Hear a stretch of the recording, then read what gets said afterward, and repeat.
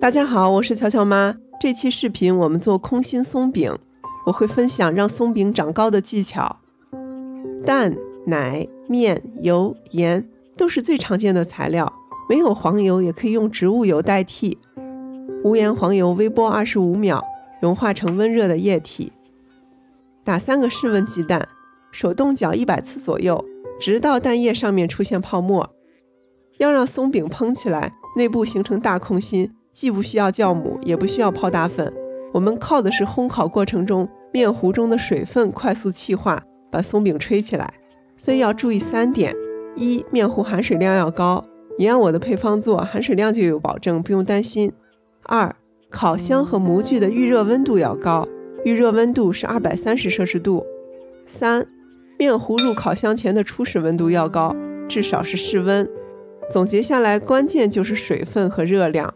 不要因为面糊里会有小疙瘩就过度搅拌，那样会增加面筋，吃起来太韧了。之字形的简单搅几下，很快就混匀了。室温休息30分钟之后，那些小面疙瘩就没有了。面糊就是这么稀。来看烤盘，这个烤盘的特点是杯子分布比较稀疏，所以每个杯子获得的热量比较多，受热比较快。认识到这个烤盘的特点，我们就完全可以用这种常见的马粉烤盘来烤。杯子深一些的更好，稍微浅一点也没关系，一会儿我会展示它的用法。我们先来看怎么预热烤箱。烤盘放倒数第2层或者最下层都行，只要保证烤盘上面的高度至少是烤盘深度的 1.5 倍，最上面挡一个空烤盘。230摄氏度预热15分钟。面糊休息好之后搅几下，你就会发现小疙瘩都神奇的消失了。热烤盘刷融化的黄油或者植物油，边缘也要刷到，这样方便它长高。倒入面糊，加到4/5满的高度，最好用带嘴的容器倒面糊，不带嘴的话，准备一张厨房纸，每倒完一个擦一下。普通马粉烤盘的话，这样间隔着倒面糊，每次吃几个烤几个，其余的面糊可以冷藏放24小时。用之前室温回温30到45分钟就好了。230度烤33到35分钟，马粉烤盘烤30分钟。